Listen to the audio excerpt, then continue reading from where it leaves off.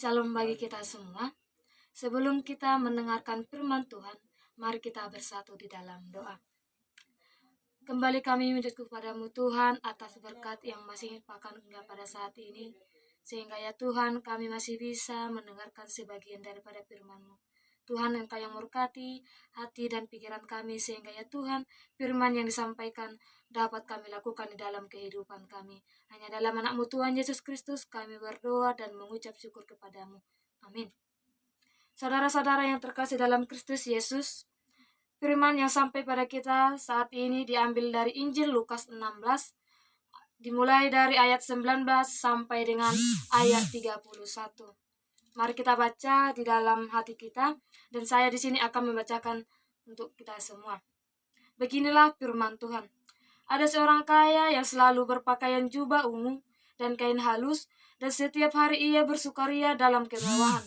Dan ada seorang pengemis bernama Lazarus, badannya penuh dengan borok, berbaring dengan pintu rumah orang kaya itu, dan ingin menghilangkan laparnya dengan apa yang jatuh dari meja orang kaya itu. Malahan anjing-anjing datang dan menjilati boroknya.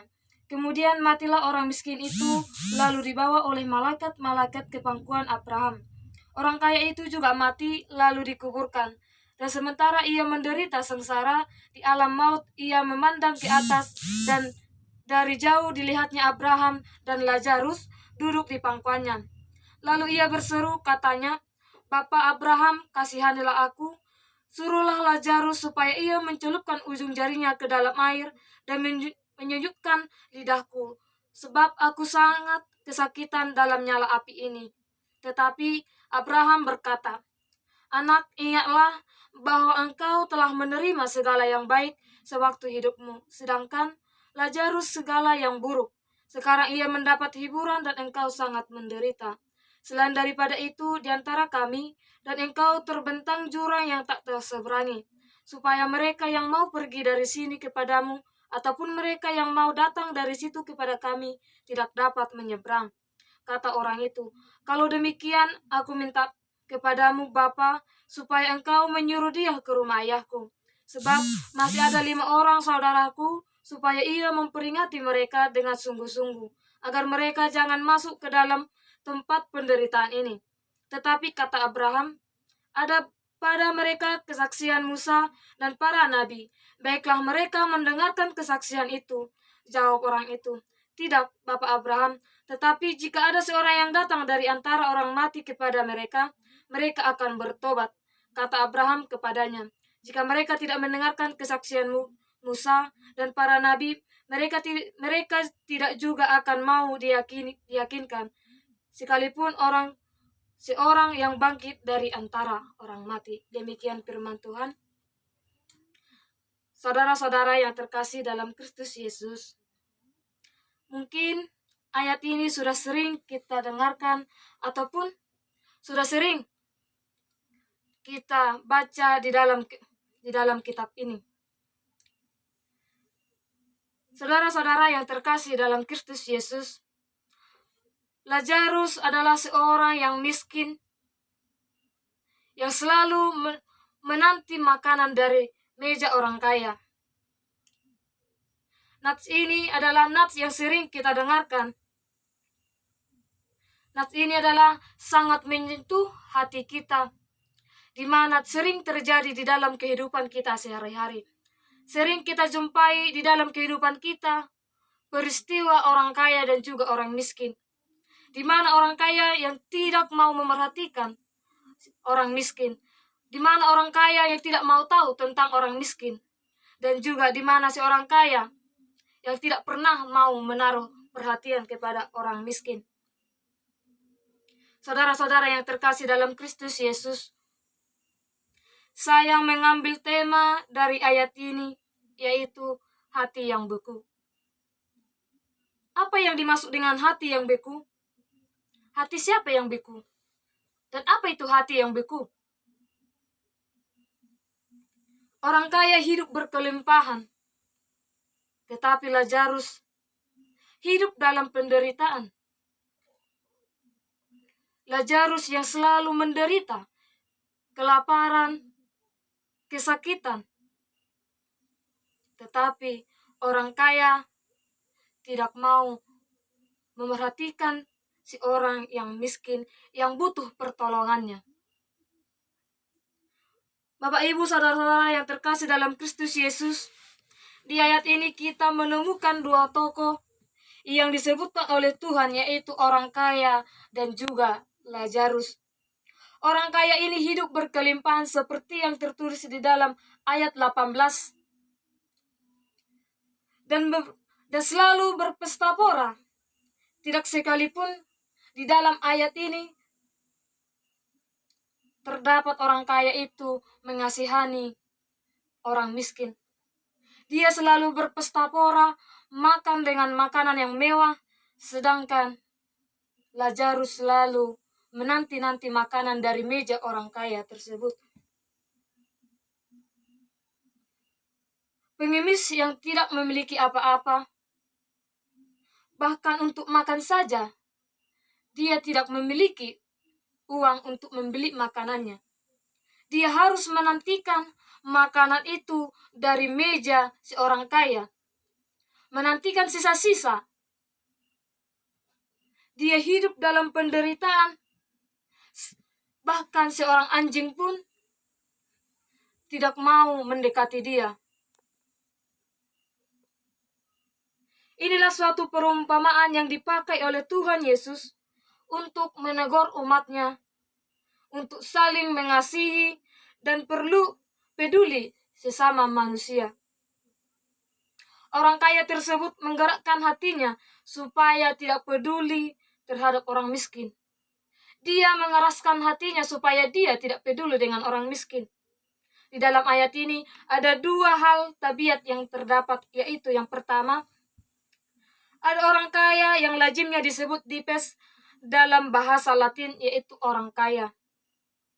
Di setiap ayat ini melukiskan betapa mewahnya hidup seorang kaya. Ia berpakaian jubah ungu yang sering dipakai oleh imam besar yang harganya hampir mencapai 3.000 rupiah. Jumlah yang sangat begitu besar. Tetapi bagi dia itu adalah suatu hal yang biasa. Dan di sini juga dia sering melakukan pesta pora dan juga makan makanan yang mewah.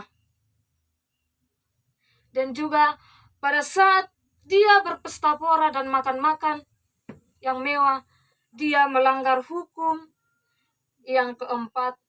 Hukum ini bukan saja melanggar orang bekerja, tetapi melanggar juga hari Sabat. Sebab 6 hari lamanya engkau bekerja, yang tertulis dalam Kejadian 20 ayat 9. Dalam sebuah negeri di mana orang kebanyakan akan sangat bersyukur apabila dalam 1 minggu mereka dapat menikmati makanan daging dan makanan yang mewah. Dan di mana mereka dapat bersusah payah untuk bekerja, untuk mendapatkan sebuah makanan ataupun sebuah kehidupan yang layak. Makanan dipegang dengan tangan, dan setiap rumah orang kaya biasanya dibersihkan dengan menyekanya pada bungkal roti dan yang kemudian dibuang, dan itulah yang dinantikan oleh Lazarus. Sisa makanan inilah yang selalu dinantikan oleh Lazarus. Dan yang kedua yaitu Lazarus, dan nama ini adalah bahasa Latin dari Ebenezer yang artinya Allah adalah pertolonganku. Ia seorang pengemis yang dipenuhi oleh borok yang begitu banyak. Dia adalah seorang yang sabar dan selalu menaruh pengharapan kepada Tuhan. Saudara-saudara yang terkasih dalam Kristus Yesus, apa yang bisa kita petik dari ayat ini? Apa yang bisa kita cermati dari tokoh ini? Di mana Lazarus yang selalu menaruh harapan kepada orang kaya supaya ia memperoleh makanan supaya ia memperoleh kehidupan. Lazarus yang selalu menaruh harapan, selalu mengharapkan belas kasihan dari orang kaya. Tetapi bagaimana respon orang kaya tersebut? Apakah dia mengusir Lazarus? Apakah dia mengusir pengemis itu dari gerbang? Atau bahkan dia tidak mau menerima Lazarus? Orang kaya tersebut tidaklah mengusir, bahkan tidak melarang Lazarus untuk datang ke gerbang untuk menantikan sisa-sisa makanan daripada mejanya. Tetapi apa yang dilakukan oleh orang kaya tersebut, yaitu dia tidak melakukan hal apapun.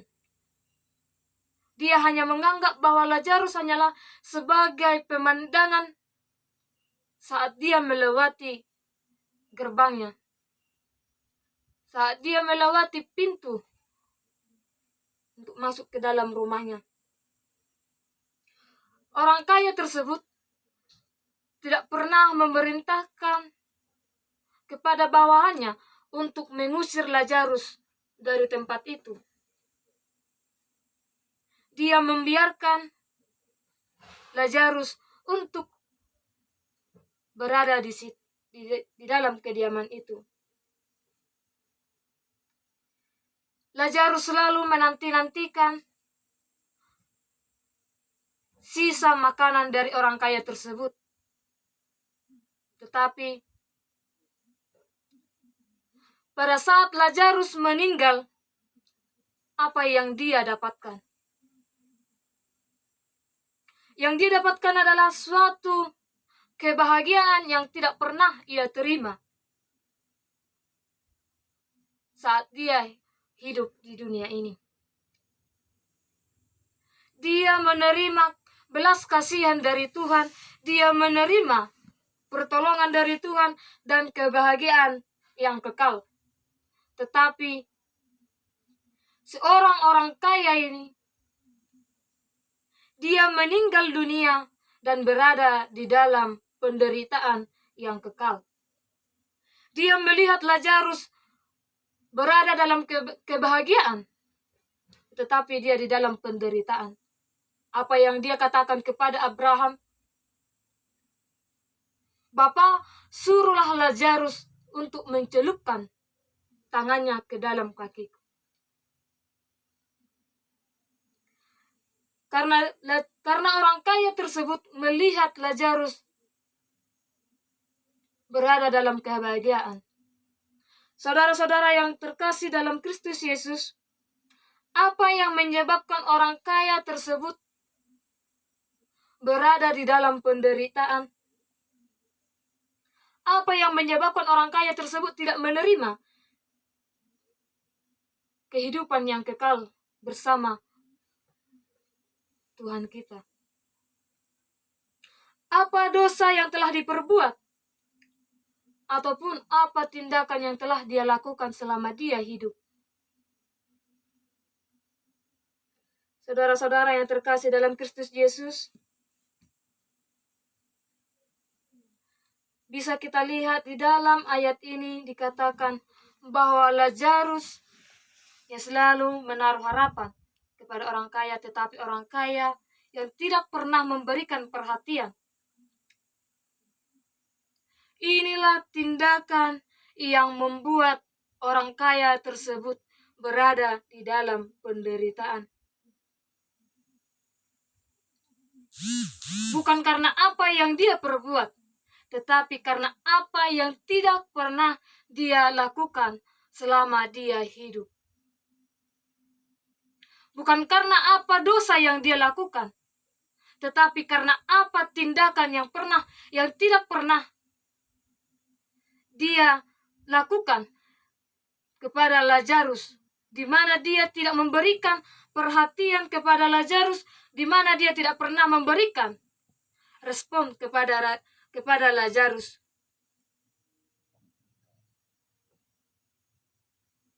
Manusia berada di dalam penderitaan dan kelaparan, tetapi orang kaya tersebut tidak mau tahu tentang hal tersebut. Dia hanya mementingkan dirinya sendiri tanpa memikirkan orang lain. Karena itu, ia dihukum karena ia tidak memberikan perhatian kepada orang yang menderita itu. Dia tidak memberikan perhatian kepada pengemis itu. Ini adalah suatu peringatan yang dahsyat bahwa dosa si orang kaya bukanlah karena ia telah melakukan, tetapi karena dia tidak pernah melakukan ataupun tidak pernah berbuat apa-apa terhadap orang yang menderita. Bapak, Ibu, saudara-saudara yang terkasih dalam Kristus Yesus, sebagaimana yang telah kita ketahui bahwa menolong sesama manusia adalah kewajiban kita di dalam kehidupan kita. Marilah kita taburkan kasih kepada sesama kita makhluk ciptaan Tuhan, sebagaimana Tuhan telah terlebih dahulu mengasihi kita. Sebagaimana Tuhan terlebih dahulu membuktikan kasih-Nya kepada kita manusia yang telah diciptakannya. Sebagaimana Tuhan terlebih dahulu memberikan respon, memberikan kasih yang begitu luar biasa kepada kita. Seperti masalah orang kaya di dalam perumpamaan ini adalah hati yang beku, sama sekali tidak peka akan penderitaan orang lain, akan kebutuhan orang lain. Hati yang beku hanyalah dimiliki oleh orang yang seluruh hidupnya dikuasai oleh diri sendiri. Hati yang beku adalah dimiliki oleh orang-orang yang hanya mementingkan dirinya sendiri tanpa mau melihat ke kiri kanan, muka dan belakang. Demikian juga di dalam kehidupan ini ada batas kesempatan yang diberikan oleh Tuhan kepada kita. Di mana kesempatan yang diberikan oleh Tuhan kepada kita harus kita pergunakan sebaik mungkin. Di mana kesempatan yang diberikan Tuhan kepada orang kaya tersebut tidak dipergunakan dengan baik. Dan penderitaan yang dialami oleh Lazarus juga memiliki batasnya. Lazarus yang mati dan diangkat oleh malaikat untuk menikmati apa yang tidak pernah ia nikmati di dalam dunia ini,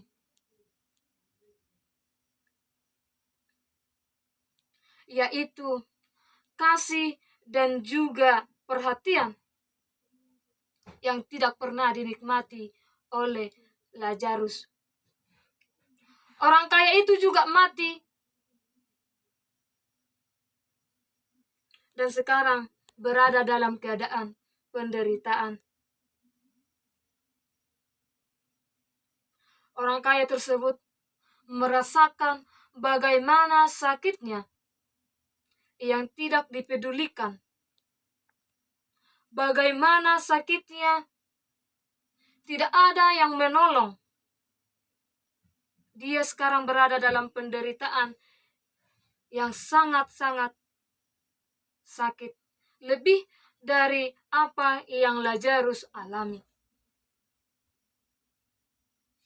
Tidak ada yang dapat mencairkan kebekuan hati kita kalau itu berasal dari kepribadian kita sendiri. Tidak ada yang membekukan hati kita kalau bukan kita yang sengaja melakukannya.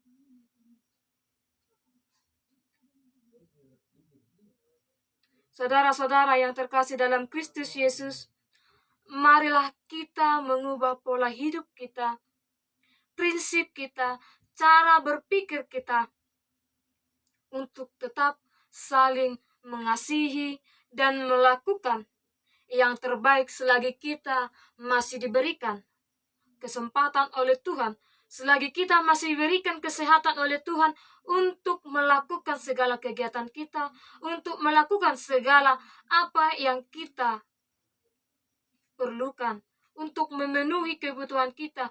Dan marilah kita saling mengasihi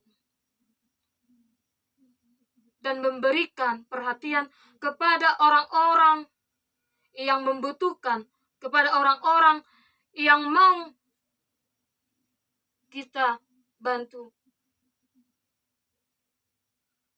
Karena fungsi hati kita adalah untuk mengasihi orang lain dan bukan hanya diri kita sendiri. Karena hati yang masih mau mendengarkan firman Tuhan akan mampu mendengarkan jeritan orang lain. Jangan sampai hatimu beku. Amin. Kita bersatu di dalam doa. Allah Bapa yang bertahta tinggi dalam kerajaan surga, kami mengucap syukur atas berkat yang masih Kau limpahkan ya Tuhan, karena kami masih bisa mendengarkan sebagian daripada firman-Mu. Kiranya ya Tuhan, firman-Mu ini dapat membuka hati kami, supaya kami saling mengasihi dan bisa peduli terhadap sesama kami, supaya hati kami tidak beku terhadap sesama kami manusia, supaya kami dapat saling menolong dan saling menopang untuk menjalani kehidupan ini. Kiranya ya Tuhan, Engkau yang selalu memberkati dimanapun kami berada semuanya. Hanya dalam nama Tuhan Yesus Kristus kami berdoa dan mengucap syukur selalu. Amin.